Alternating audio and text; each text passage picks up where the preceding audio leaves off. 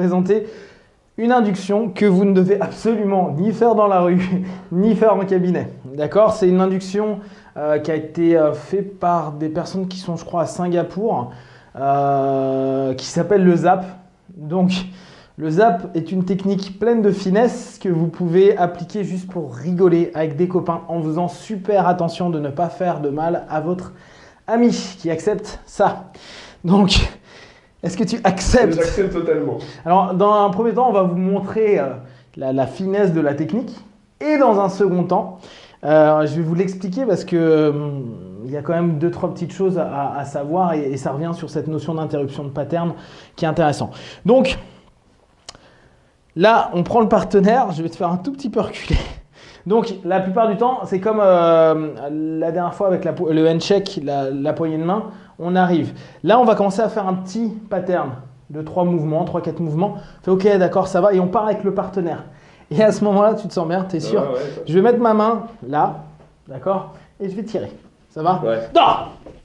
Et tu laisses aller simplement, parfaitement, totalement, et tu te détends complètement et tu te sens bien, tu te relâches, tu te relaxes de plus en plus, simplement, parfaitement, et de mieux en mieux, et tu relâches tout ton corps, complètement, totalement. Ok, on va revenir dans l'ici et maintenant, à 3, 1, 2, 3.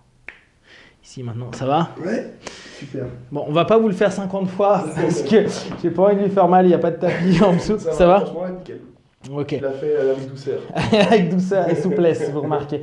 Donc, l'idée, c'est vraiment... Première chose, bon, poignée de main. En général, on va commencer à saturer à parler de tout et n'importe quoi, comment tu te sens, etc. Là, j'ai fait un pattern. Donc, souvenez-vous, le pattern est la mise en place d'un schéma récurrent dans le conscient et le subconscient. Donc, on contourne le facteur critique. Après, de là, en général, soit j'y vais tout de suite et je vais casser le pattern, mais là on a l'impression d'être dans les arts martiaux et c'est au plus rapide. Soit je commence un pattern que j'interromps en faisant je bloque. Et comment ça va? Tu sais, la dernière fois qu'on s'est vu, et là j'interromps et je tire. C'est ça. J'interromps et là par contre, moi je vous conseille de prendre derrière. Ça fait un peu plus arts martiaux, mais ça fait moins mal au bras de notre partenaire. Ouais. Parce que là, on peut le faire en prenant les deux mains et tirer de toute votre force. Par contre, je vous avoue que ça fait un peu bobo à votre partenaire. Alors que là, on entraîne, on prend, on choque. Donc là, il y a un vrai shocking. C'est je choque et je pars sur le côté pour l'emmener. Un peu projection d'arts martiaux, c'est vrai.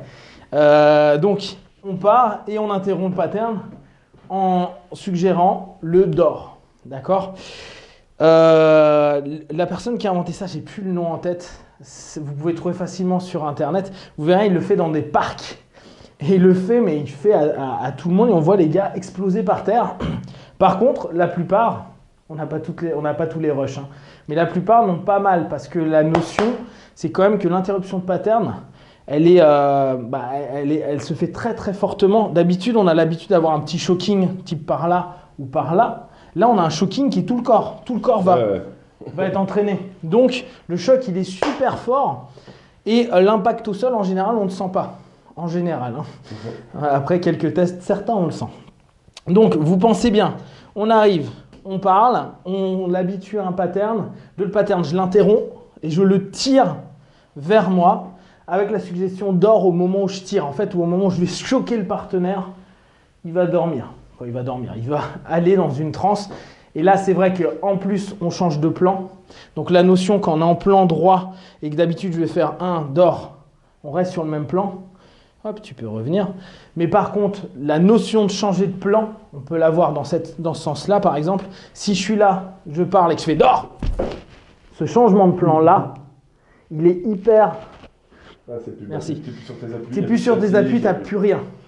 Donc à partir du moment où tu n'as plus rien, la transe, elle est hyper... elle s'approfondit très très vite. En plus, on va tenter de savoir où est-ce qu'on est. Est-ce qu'on est encore debout? Est-ce qu'on tombe? Est-ce qu'on est retenu? Est-ce qu'on n'est pas retenu? Il y a plein de questions. Donc, vous êtes en train de saturer le conscient. Le subconscient prend sa place. Le facteur critique, il explose dans tous les sens. Et vous passez tranquillement pour faire votre suggestion. Bon, votre séance, en général, pas trop. Hein.